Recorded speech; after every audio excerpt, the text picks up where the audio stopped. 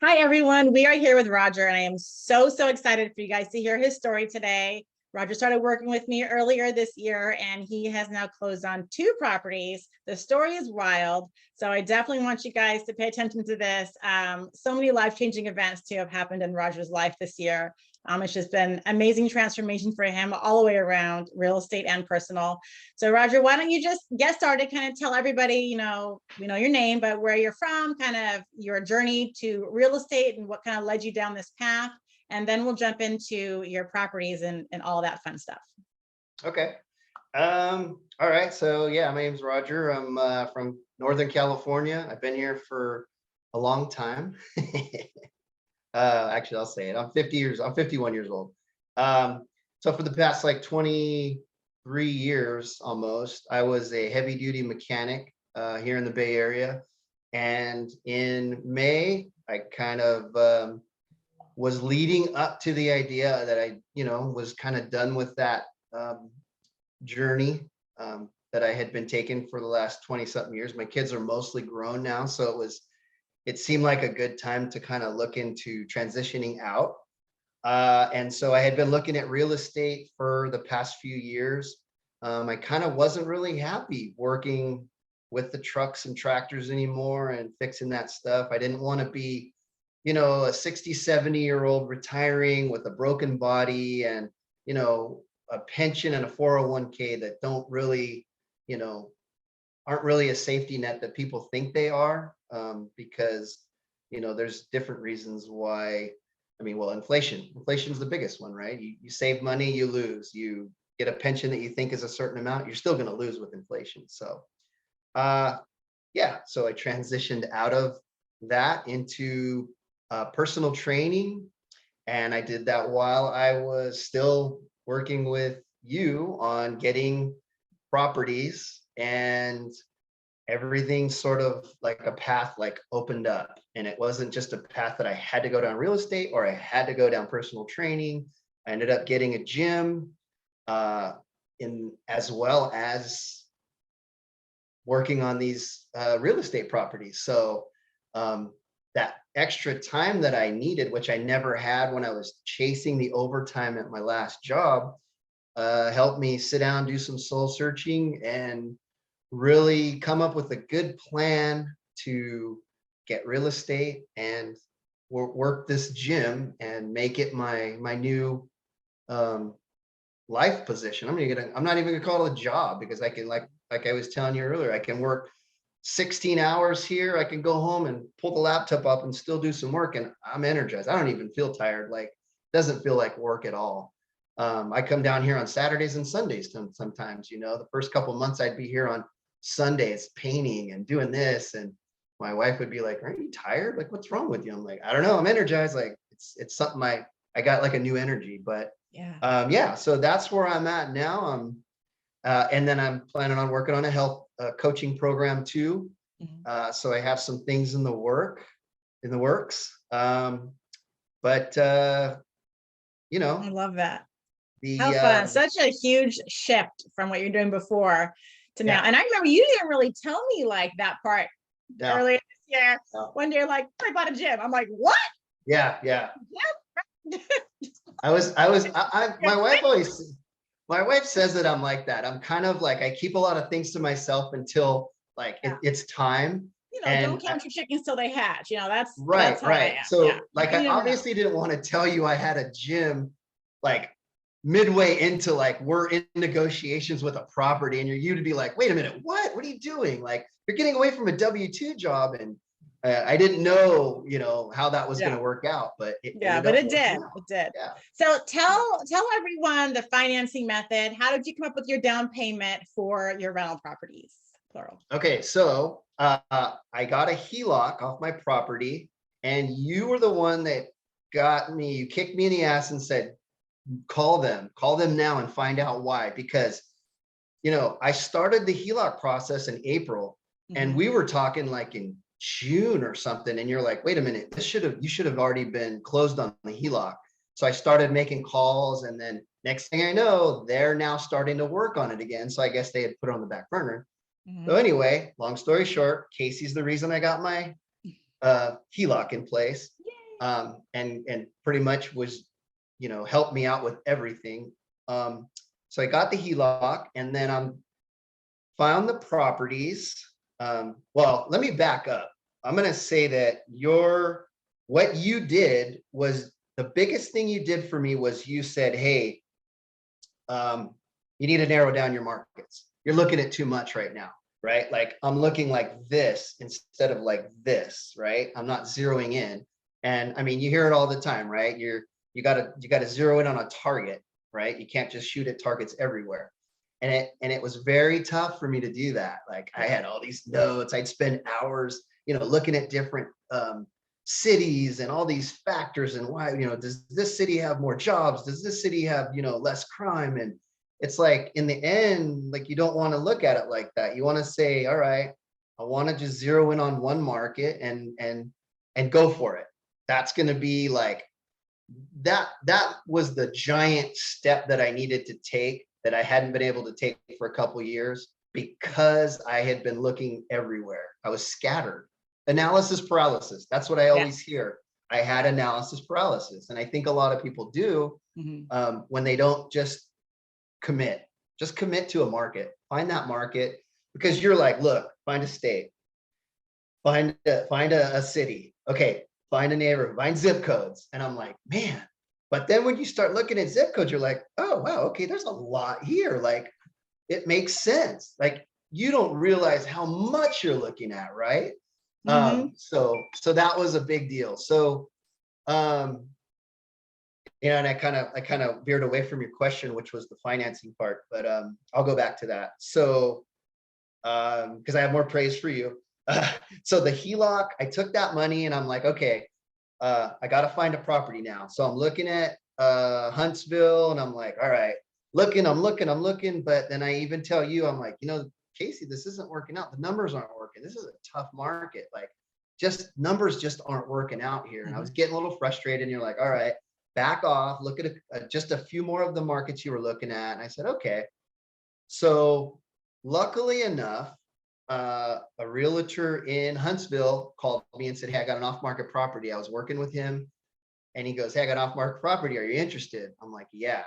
Well, that same week, I ended up looking in Montgomery because like you had said, back off a little bit and look at a couple markets.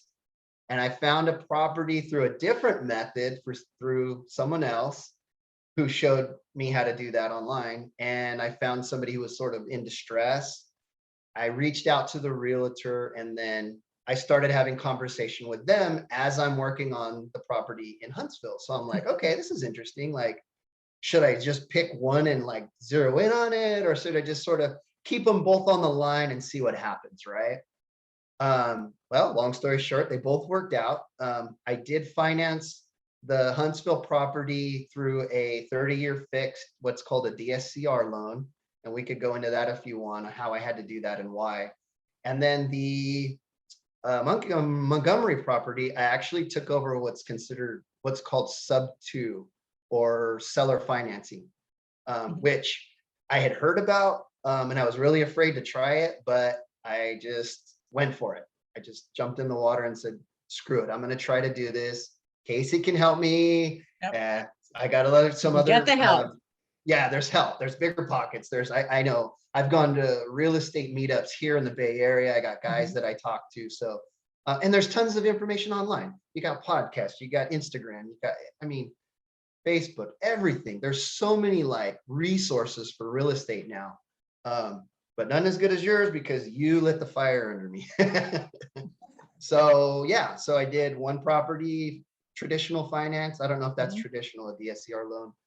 It's a traditional in the fact that, it's not a creative financing method, but it is a different type of loan that is used. And not everyone knows what a DSCR. So maybe it would be a good time to say, why did you have to do a DSCR loan? Okay. So I was in contract with the Huntsville property and it was supposed to be a 30-year fixed working off. I was still considered employed with my W-2 at this point. And so everything was going to go through as a regular 30-year loan with my W-2 job and everything was great. I was going to get a good rate. And then I talked to my loan agent and said, after this point, I'm not going to have a W-2 job. And she's like, oh, we have a problem. Yeah, if the loan company knows that you're not going to be working anymore in the future, then that's going to be considered fraud. And I said, oh, okay. Well, I don't want that. So I felt like that deal was just going to be gone because of this situation. So I sort of panicked a little bit. I think I might have messaged you and said, what do I do? Like, I'm in trouble. I don't have the W-2 later on. I can't get a 30-year fixed. And I somehow connected with somebody who does these, what they call DSCR loans. And I don't remember exactly what the DSCR stands for. Debt service coverage ratio. There you go. Kind of weird random thing. Yeah. Thank you. Okay.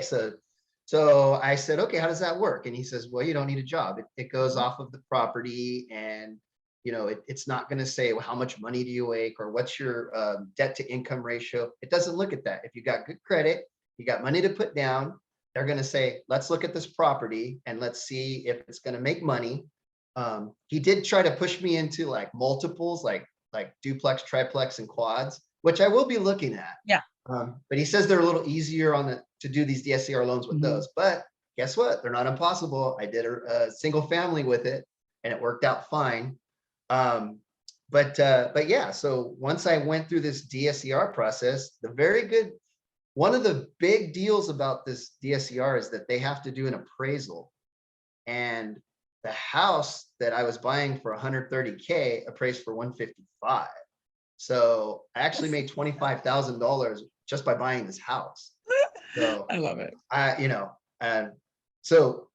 DSCR loans are probably really good for people who maybe work for themselves, and I don't know how many people know about them, but it saved me. It pulled me out of the fire in a way, because I would have had to use more of my HELOC money to buy that house. I was already in contract. I had already signed to say, yeah, I'm going to buy this. So halfway through, when my loan agent's like, we can't do this, I'm like, I'm on the hook, right? I think you told me that. I'm like, oh boy. So by getting the DSCR loan, now I have more of my HELOC money to go out and buy more properties. Yeah. So it was a good thing. That's cool. Yeah. So tell more about the sub 2 on the other property. Okay. So the sub 2 was very interesting too. I reached out to this realtor, and I said, hey, what's going on with the property? And she's like, okay. She thought I was a regular buyer. And I threw out there, would he be interested in creative financing or offer, something like that? Because I noticed he was in distress. They kept lowering the property. And they had just bought it recently. Yeah. So and they had just bought it early this year. He wasn't going to make any money on it. And right. In fact, he was going to lose money, which is one of the things I found out is the key to this, to try to find out. But anyway, so she automatically said, yeah, he'd be interested. So I knew, okay, this is good. This could be something.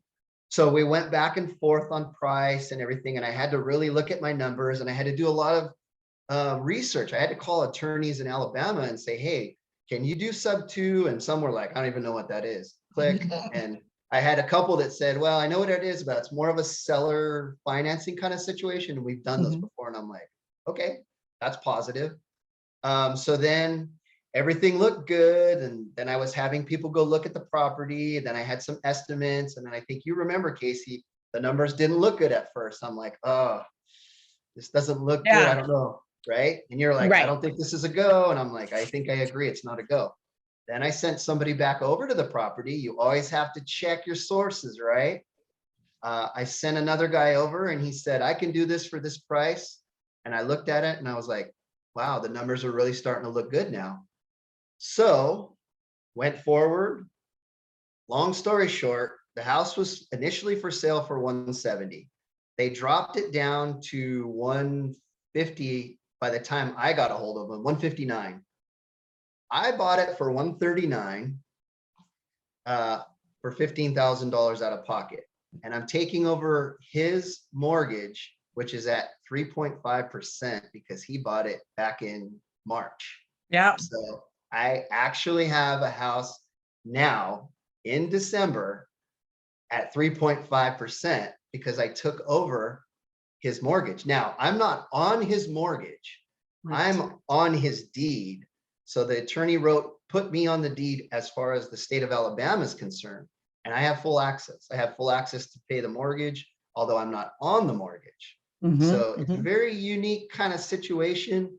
More people are starting to learn about it. And yeah, it was interesting to figure out how to get to this point. But Yep, and it worked with the numbers with the 3.5%. But if you had, because initially we were looking at buying the house with today's rates, that was not going to work. It's like, right. oh, what if you can just pay his rate? Right, You know? right. And that's the secret, because at the price and the rate, you'd be losing money on this property. There was just, and that's why nobody was touching it at that price, and they were lowering it. And so once I was able to, the key is to get with the agent and get on the, because the agent facilitated the whole deal. Like, she was the back and forth, and I kept telling her, you know, your money's paid. And that was what kept her in it. Like, it didn't matter what the numbers were, but she's getting her agent fee, which is the important thing, right? So, and the crazy thing is, I told you before, Casey, they both closed on the exact same day. How bizarre is that? That is wild. It's wild. Everybody's and like, they weren't even supposed to close the same day. Like, they were different Right. closing dates originally. Like, way off. way off. Yeah. Crazy. Yeah. Yeah. So your favorite one is the moneymaker, that's the Chatworth house, right? Right, because it's in a better neighborhood. It's gonna be worth more when I get done with it. If you want, I'll give you numbers. Yeah, let's hear the numbers. Okay, so the Chatsworth house is where, this is the one in Montgomery, for everybody that's that's the one in Montgomery. I paid total $139. I paid out of pocket $15,000. Everything. So $4,000 went to the seller, $4,000 went to the agent, $1,200 closing, and I had $6 of back pay I had to pay to the mortgage company. That's it. Now I do owe the, there's a 4-year balloon, and I owe the seller an extra $2,000 and within the next 4 years, I have to buy it out, which shouldn't be a problem because I've already paid the mortgage down below 139. It's already worth about 175 right now. And I've gotten 2 different after repair value estimates of $220,000. So if next year I decide to refinance, I will have a very good spread between what is owed on that property and what I can get for it or refinance for it. And that's the key to being successful with properties like this, where you have a balloon. You have to be dang sure you can get a new loan after that time period, you know, because that's the scary part. What if it's not worth it then? But you have, even if the market goes down more, which it probably will a little bit next, you know, but you'll still have enough to be able to refinance and pay the guy off. Right. So let me say something that I think you put into my head. Casey, I told you I got a lot of good stuff to say about you. One thing that you put in my head was, like, both of these properties, I told myself, like, would I want to live there? Like, is this a place that I would feel comfortable moving into? And I think before you and me started talking, I was looking at everything. I would look at properties in Indianapolis that were like $80,000, probably in not a great neighborhood, but I thought, well, maybe I can make it cash flow, because when you don't do your first deal, you don't think long term, right? You're thinking like, okay, what can I just get into that's going to make me money? And you changed my mindset and said, no. What is that, an A, B, or C property? And I knew that. I knew about A, B, and C properties, but I didn't think about, is it also an A, B, or C house? Like, where you're going to live? Like, go inside and look around. Is it an A, B, C, or D? And I'm like, wait a minute. A, B, or C, or D is about the neighborhood, right? And you're like, no. What kind of countertops? What kind of floor does it got? You're going to be able to rent that for $200 more if it has decent floors, if it has open space, if it has, you know, a yard or whatever. And I was like, oh, okay. So that opened up a whole nother mindset. So let's just say, for whatever reason, the market goes down and I get in trouble and whatever, these 2 houses are in good neighborhoods. I'm not going to have a problem selling them if I have to. I don't want to, because I like them. I want to keep them long term and just add them, keep, you know, contributing to my, making it better, raise the rents. Exactly. So thank you for that. Yeah. A lot of people don't talk about that. And and maybe the ABCD condition is my thing that I made up. I don't know. But that's how I evaluate, rentals. And because you can have like I've said, two exact houses that are cookie cutters. One could be original, one could be revamped. They're both going to rent for different amounts. Why? Same beds and baths, same square footage, because the interior, the condition, all of that, the levels of rehab is different. Yeah. And that's super important, because if you look at a property that needs to be fixed up, how much is it going to cost to fix it up to get to that next rent level? And is it worth it? And sometimes it's just a couple little things. And sometimes it's like, never mind, that's going to be too much. $30,000 for an extra $100 a month. And that'll take me 30 years to pay off. No way. Right. But yeah, you have to look at it that way. Yep. Yeah. Well, it's funny because one of the guy that's helping me in Huntsville, we were talking, and he said we were talking about, oh no, it was the property manager. I'm sorry. She was talking about, well, it could probably rent for this, or could probably rent for this. And initially, I think you remember this, I told you there's carpet, and we were talking about maybe cleaning it and keeping the carpets because they weren't in bad shape. And then they're like, well, you could rent it for this much, or you could rent it for this much if it had floors. And I'm like, do the flooring, because it's cheap. It's a lot cheaper to do flooring over in Alabama than it is here in the Bay Area, right?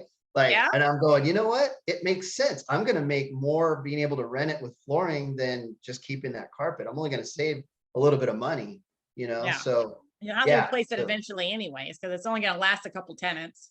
Yeah. So you clued me into that. So yeah, again, thank you for that. You're welcome, Roger. That's what I'm here for. So, okay. So we got the numbers for Chatsworth, for the one in Montgomery, sorry, little inside lingo. I know the one in Huntsville, not as great in the end, because the time that it took to actually close a deal, and by then rates had gone up. But what is the financing, the numbers look like for that property in Huntsville?